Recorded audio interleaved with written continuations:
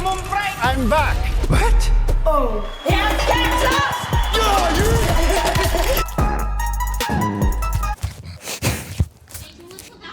Did you miss me? Don't answer. Don't even. I am back from filming the Ultimate Self-Defense Championship Season 3. If I had to describe that trip in one word, it would be... Can't wait for you to see it when it comes out later this year. I even filmed some nice sparring sessions with Jeff Chan, UFC fighter, Canadian Special Forces, Kudo black belt. All of which will be released in the upcoming weeks, yeah? So, the microphone is gone, now I have this.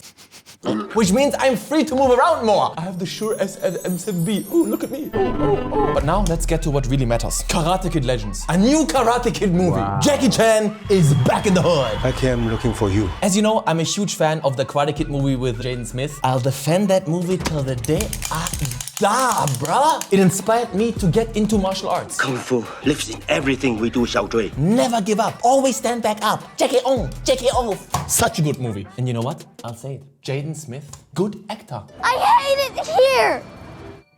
But this time it's New York. Yeah, bigger. Bringing back the original Karate Kid. Uniting Kung Fu with Karate. 2 branches, 1 tree. Exploring how they come together.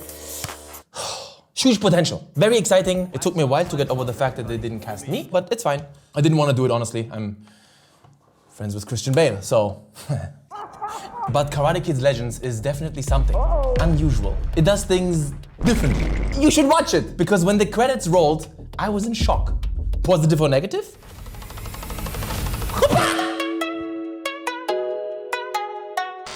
Okay, listen up. When you walk into a Karate Kid movie, you know what the plot will be. Kid goes to a foreign place, feels lost and alone, single mom, hopelessly falls in love with a girl, gets pushed around, and then through the power of martial arts and an inspiring master, Rock and roll. fights his way to the top, finds meaning, stops the bullying, and gets a little suck and a fight. It's a classic story, and if done well, always works. Huh?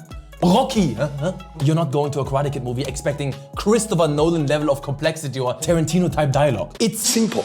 We Gucci. Karate Kid Legends follows that formula at first. Kid lives in Beijing. Mom says, let's go to New York. Play New York compilation. He loves New York. He doesn't miss home. He meets a girl. She falls in love instantly. He's super happy. He's fluent in English. He doesn't get bullied. Stop! What's going on here? Something is afoot. Something feels terribly off. I will tell you right now what this movie's fundamental problem is. The root cause for all of its missteps from start to finish is... it's too short. Karate Kid Legends is only 90 minutes long, bro. Just to remind you here real quickly, Karate Kid with Jaden Smith was 140 minutes, and even that movie ended slightly too quickly. He wins the tournament, bam, roll credits. I would have liked a little bit more afterbirth. But this one is in a rush from the very first second to the very last. It doesn't have the time to develop or build up anything. Anything, I'm telling you, man. This film is a disaster. I'm sorry, I have to be that guy again. I have to be the hater again. I don't want to be that guy. But I have arguments. So listen and argue against me if you love it so much. Heads up, you can't and you won't. So I just explained to you the basic idea behind a Karate Kid movie. It just works, no need to change it. But I'm open to changing it if it makes sense. Now, tell me honestly in the comments if this makes sense to you. I have to give you guys a spoiler warning here. I won't directly be spoiling the ending or anything, but there's no other way to review this or illustrate my points. And the story is... Here goes. Kid goes to New York and instantly loves it. Jaden Smith hated Beijing at first. Whatever, Trey, what happened? We moved to China! Kid seems to be well adjusted and preparing for college. Dre's mom was constantly overwhelmed. Trey, please let me help you. So he desperately needed a strong guiding role model, aka Mr. Han. Kid speaks fluent English with no accent. My mom wants us to leave everything behind. Jaden Smith struggles to say a single word in Mandarin. Kid finds a new friend within the first day of school. Jaden Smith can't find a real proper friend throughout the entire movie. Kid finds a girl and they hit it off instantly with her dad's approval. Xiaodrei's girl's parents objected to them spending time with each other. We can no longer be friends. Kid gets a surprise hit in the face by a bully once. That was mean, but nothing crazy. The one fight they do have is like instigated by the kid. You can't tell me you're being bullied and people are beating you up if you go for a Baba Changa's triplet kick. Jaden Smith gets the kick shit out of him and brutally humiliated. And now comes the kicker. Kid is already, I call him Kid because I don't remember his name. Sometimes they call him Shaolin. That's me. He's already a kung fu super soldier that beats up 3 thugs on his own and does triple, quadruple, mega jump kicks and wall stunts. And Jaden Smith knew nothing. He did the Popeye fighting stance, yeah? Now, with all this information, you tell me why the f do we need to root for this kid? He's doing great. The movie doesn't make any sense whatsoever. Where's the struggle? Where is the hardship? Where is the need for fighting? It is so contrived, bro. You won't be rooting for anyone because there's no underdog. It's just a kid's new and honestly awesome life in New York City.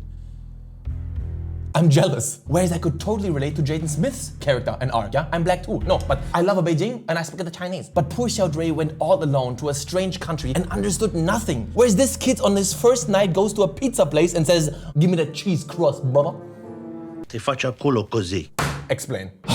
Now that I have the fundamental issue out of the way, let's talk about the whole Jackie Chan side of this film, because it's even more hilarious. Jackie Chan is basically absent for the first half of this movie, maybe a bit longer. And logically, he's absent from the second half too.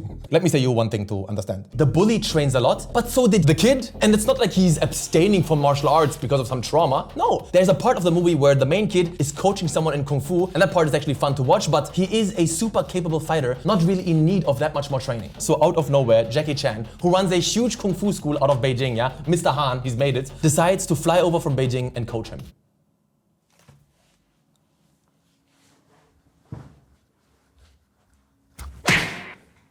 Why this huge sacrifice? Were they close? That is never made clear because the movie rushes everything and has no time for nothing. Han stops his life to help a kid win a local irrelevant tournament that he could probably already win. Waka waka what? Okay, so now you might be thinking, well, is he teaching him some secret technique that he's missing? No. There is no purpose for Jackie Chan here. The secret technique is a crazy jump twist kick that he kind of already masters. He just needs to duck down in the end. But now enter karate. Ralph Macchio. What a blast from the past. This is how he enters the plot.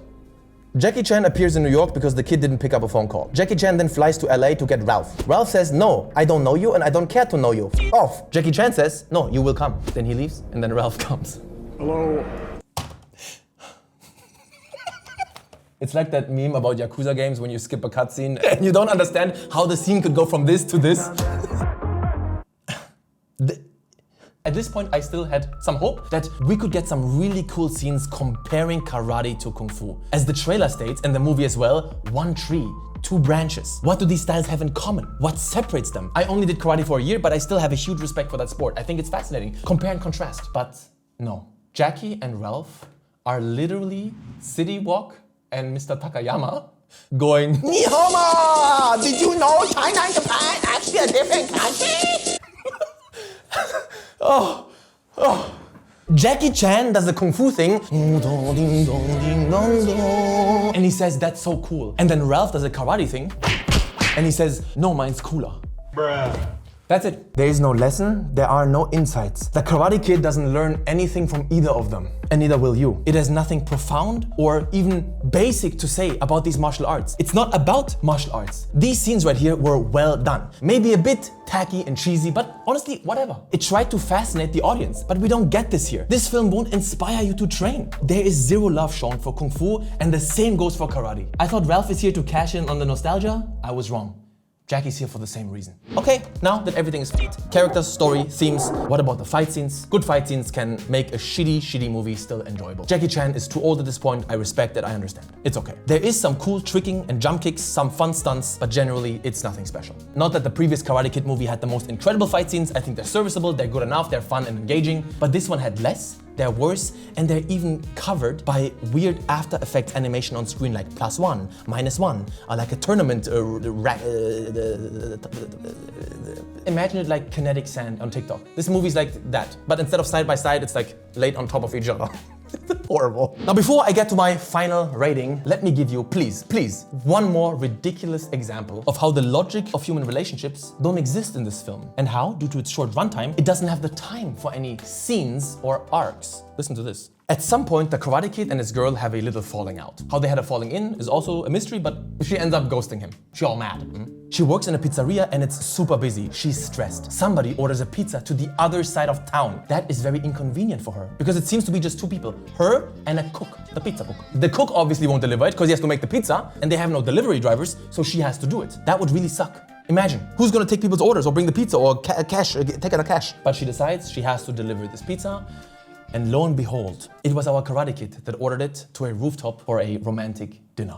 Now, I don't understand all women, but I believe under normal circumstances, the reaction of the girl would be, are you f***ing kidding me? You know how busy the restaurant is at this hour? You know it's not going well? You know how important this business is to my dad? You know I don't want to talk to you right now, so you order one pizza to the other side of town, pulling me away from my busy job for at least 40 minutes for a date? Are you f***ing kidding me? You and me? That's what I think would happen. But her reaction is this.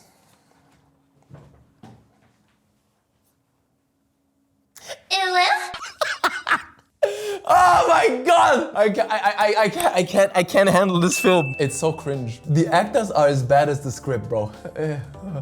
So now to my final rating. Karate Kid Legends is the definition of a bad movie. At worst, I thought this was gonna be too formulaic and uninspired and by the book, but it's not. It's like explosive diarrhea with no logic. But I don't wanna end my videos on a negative note. I'm back. I wanna recommend a movie to you that I watched in Lithuania, and that is Monkey Man. I'm a bit late to the party, but I finally saw it. Imagine like John Wick, but India. A lot of fun and some excellent fight scenes. I can't believe that Dev Patel starred, directed, produced, and wrote it. Huge respect. 6 out of 10. I'm back, bitch. Love ya. Now, have I ever told you the story of how I met Christian Bale? No? Oh, okay. What's this then?